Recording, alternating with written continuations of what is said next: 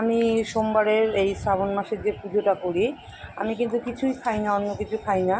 খাই হচ্ছে তোমার সাবু, ফল, মিষ্টি, এগুলোই খাই।